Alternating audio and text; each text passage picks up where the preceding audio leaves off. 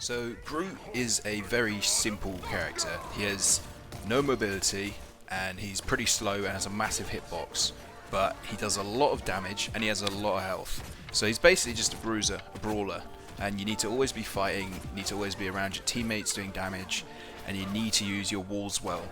The walls are everything on this character, blocking off pathways, creating channels, blocking off heals to the enemy tanks, and just causing disruption and creating and chopping up space in different ways for your team to work around. I'm going to break this video up into two main parts really. I'm going to spend the first bit going through his abilities, his damage, his numbers like usual, and in the second half I'm going to go through different ways you can use the walls, because there's a lot of tech with the walls, and that's really the whole of the character, is how you use your walls and how much impact you can create with them. So firstly, I'm going to go over his primary and alternate fire. His primary fire is very simple. It is a 70 damage projectile that goes 20 meters. So, you know, this can do a lot of damage.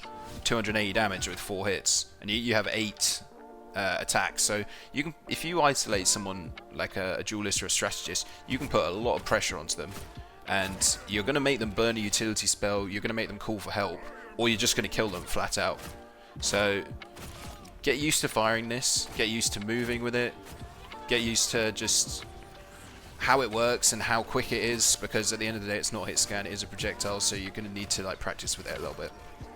And for the right click, the simplest way to see this is a grenade that explodes and splits up into 6 smaller grenades. Okay, so the first one does 55 damage at a 5 meter explosion range, and then you can see here the little impacts all over around on the ground. These will explode and do 10 damage each.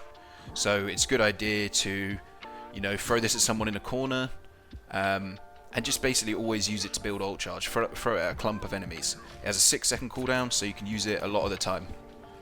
So for Groot's ultimate, which is one of the best combination ultimates in the game, and you usually always want to be using it alongside a teammate, trying to get a Namor, a Moon Knight, a Magneto, an Iron Man, Scarlet Witch. You're getting someone involved to really just get a team wipe off and get towards your objective. So it does 10 damage on the projectile, and then it will do 70 damage in an 8 meter radius.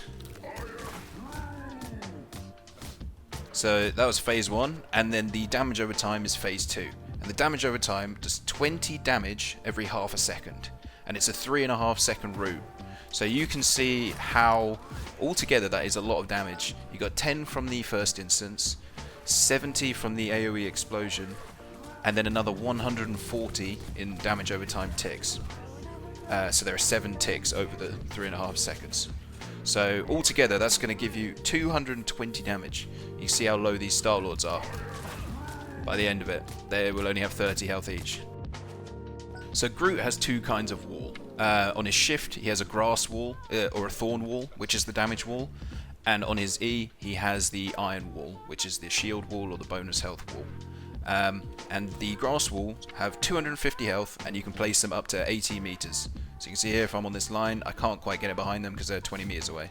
But if I go to the 15 meter line, I can get it perfectly behind them. You could store 2 stacks of these. They take 6 seconds to recharge, and you can have 3 of these walls down at once. You can see on the bottom left of my screen, when I'm this far away, the wall is grayed out, and I have all 3 out of 3 stacks. But when I get closer, the walls are activated, the grass grows on them, and the icon in the bottom left glows green, which shows that when me or a teammate does damage, the wall will also add damage. And that damage is 60 extra damage, and this can be procced every half a second. So that is a lot of extra DPS to be adding on. These walls are essential in every game mode for boxing people in, for cutting people off. The primary way you want to play him offensively when you're attacking people is to use your wall as a backboard, and the damage from the wall actually stacks. So if you can get 2 down, that's even better, you know, because you see here when I throw the grenade in, it hits him twice. The wall hits once with the projectile explosion, and then a second time when the grenade pops on the ground. And you can see here that both walls are striking.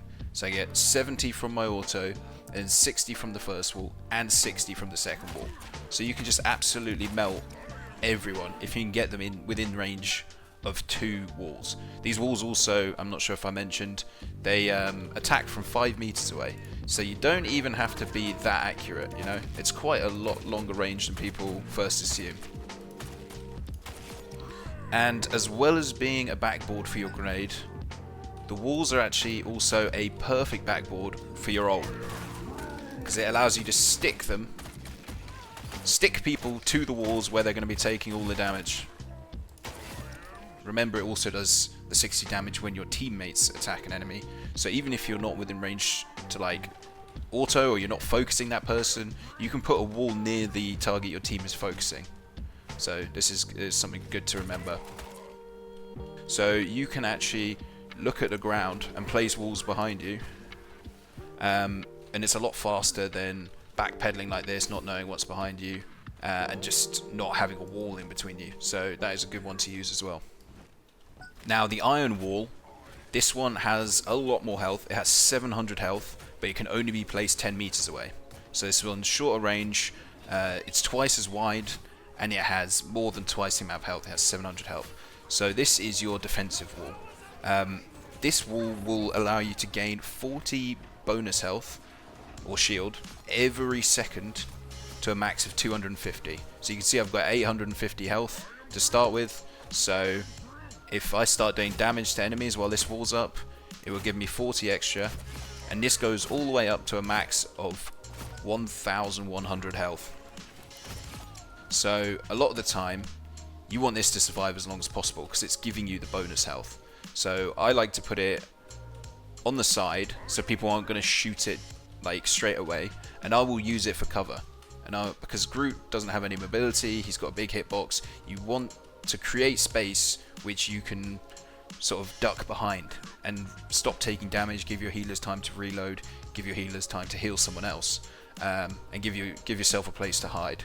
And you don't want to put it like right in front of you because it will just get shot immediately. It will get burnt down.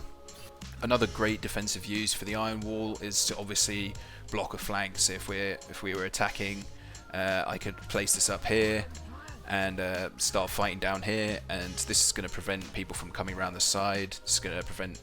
I could start hugging this wall knowing it's a safe space. My healers could be hidden up here, and this is going to keep giving me the bonus shielding. The enemies over here obviously can't shoot it, and it's just blocking a pathway, manipulating terrain again, and helping you control the fight.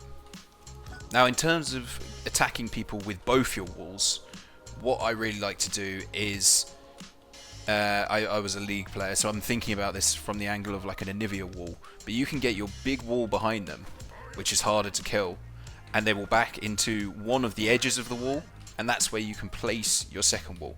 You know, so if someone's trying to back away from you and they're holding down S, because of this wall's at an angle, it's going to angle them towards this corner where they're going to start taking damage. So someone's backing away, and they start sliding into this corner. So that's how you create what I would call an L or a V wall. So you can see here, if I put them up like this is sort of like an L shape, and if you wait for the stack to come up, you can actually make 2 of them. This creates the V shape, right? So this is like the perfect position you want people to be in. The type of heroes that can kill your walls instantly are your main counters, I think. Obviously Wolverine is your main counter because he just shreds high health targets. You have the highest health in the game. But aside from him, it's going to be Punisher, Squirrel Girl, Bucky, these guys who can just absolutely melt your walls. And without your walls, you really are nothing apart from a big meat bag to absorb damage. So just think about where you're going to put the walls. One thing I see a lot of people doing is putting walls around the payload, and if the payload touches your wall, it is instantly destroyed. So this is a massive waste. You want to be putting the walls away from the payload, creating a sort of blockade for the enemy to try and get through. Also, on that same note of thinking about your walls, you shouldn't be afraid to destroy your walls. If you put a bad wall down and you can't hit the guy behind it, and your teammates can't hit the guy behind it, you should not be afraid to just instantly press F on it and get rid of it.